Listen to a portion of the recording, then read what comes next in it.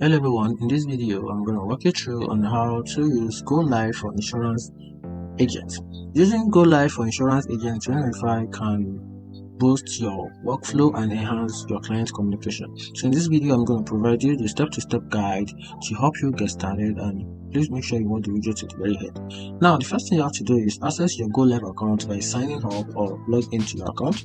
After that, fill in your your personal details, skills, experience to create a comprehensive profile that attracts your potential client.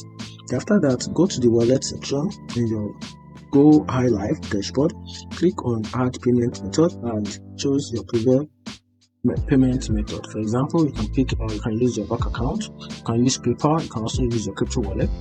Follow the prompt to complete the setup. After that, then you will need to verify your account. So a series of documents will be needed.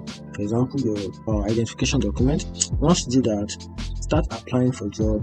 Then that's it. If you find this video helpful, turn on the notification button and follow for more. Thank you.